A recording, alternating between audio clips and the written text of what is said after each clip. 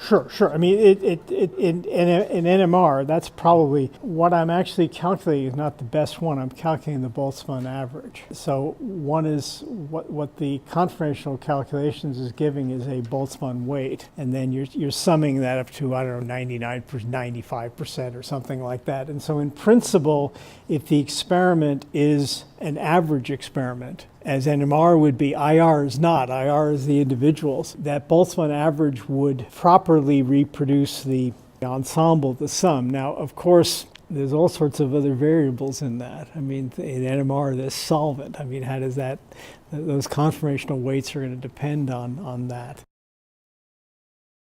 Yes, I can actually deal with that. I mean, you can actually deal with, instead of doing energies, you could do Boltzmann weights based on enthalpies. We've not done that.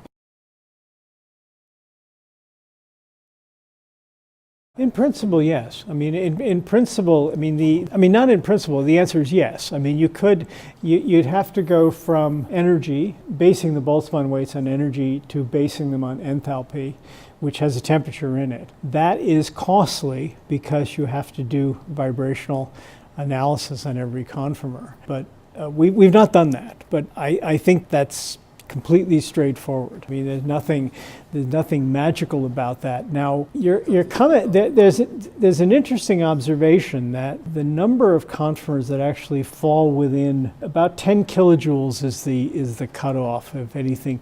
It actually comes out to be pretty small. I mean, you can clearly find things that are much larger. If you give me a long alkyl chain, I'll have billions of conformers. But in general, it's pretty small. It's somewhere between a few and 50.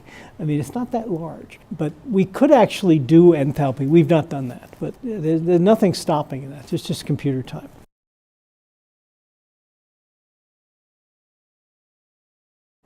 Getting an absolute number is probably very hard. We played a little bit with this again, you're far more of an expert than I'll ever be.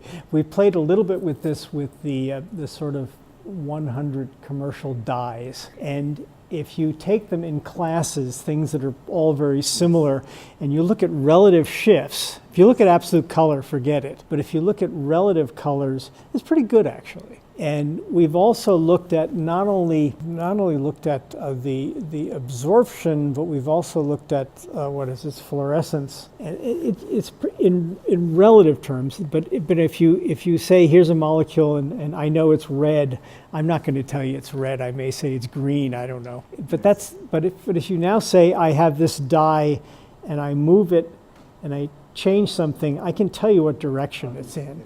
So that works. So that's a relative question. But no, this whole field of excited states is much less developed, but there's no reason it shouldn't work. The density functional theories for excited states exist. No one really knows how good they are, but I'm just being honest. Raman is straightforward. The frequency is the same. The intensity is the derivative of the polarizability or something. We can do Raman. I've had databases of infrared available to me for a long time, and I know how good they are. I don't have databases of Raman available to me, so I don't really know, but there's no fundamental reason that Raman intensity won't be any good. I don't have that direct experience, but it's a factor of 2 more costly. In the infrared, the entire calculation is the frequency. The intensity is trivial. It's the derivative of the dipole moment. It's trivial.